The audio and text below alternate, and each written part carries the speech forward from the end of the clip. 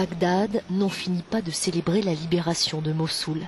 9 mois de combats acharnés pour les troupes irakiennes soutenues par la coalition internationale et encensées aujourd'hui par la presse du pays.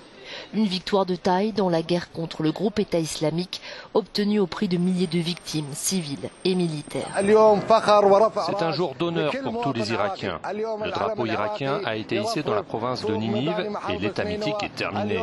Il n'y a pas de place pour Daesh à Ninive. Prochain objectif, reconstruire la deuxième ville d'Irak et aider les centaines de milliers de civils déplacés. Près d'1 million de personnes ont fui Mossoul depuis le début de l'offensive et selon l'ONU, 700 000 d'entre elles sont toujours déplacées. Ce que nous devons retenir, c'est qu'il y a une très vaste zone autour de Mossoul et d'autres régions dans d'autres parties du pays qui ont été également dévastées par ce conflit. Donc, quand on parle de reconstruction, c'est non seulement l'ouest de Mossoul qui aura besoin de ressources, mais aussi toute la zone autour. Il y a des villes qui abritaient des dizaines, des centaines de milliers de personnes et qui sont aujourd'hui complètement désertes. Et le Haut-Commissariat pour les réfugiés de prévenir, des milliers de personnes vont devoir rester déplacées pendant plusieurs mois, car ces images le prouvent.